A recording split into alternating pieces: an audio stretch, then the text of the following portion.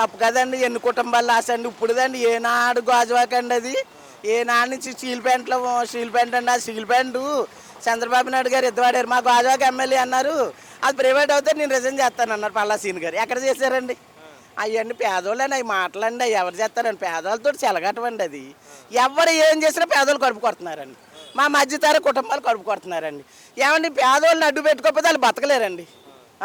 మమ్మల్ని అడ్డు పెట్టుకుని మా కష్టాజీతం మా రక్తపు కూలి తిని వాళ్ళు ఇవాళ పెద్దోళ్ళు అవుతున్నారండి. ఇవాళ చూస్తాను మరి గతంలో చంద్రబాబు నాయుడు, పవన్ కళ్యాణ్, లోకేష్ గారు కూడా మాట్లాడుతూ ఈ ప్రైవేట్‌గా రావనేమో అన్నారు. ఇప్పుడు మరి ఎందుకని మౌనం వహిస్తున్నారు? ఎవరు చేస్తారని చేసింది వాళ్ళు. ఫస్ట్ నుంచి కూడా చేసింది వాళ్ళు.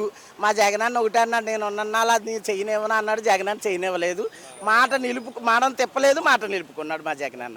ఇవాళ ఎన్నో కుటుంబాలు స్టీల్ ప్యాంట్ గాజువాకి నిలబడ్డాయండి. ఇవాళ మా నాగిరెడ్డి గారు కూడా అదే పద్ధతికి అందరికీ ధైర్యం చెప్పుకొచ్చారు.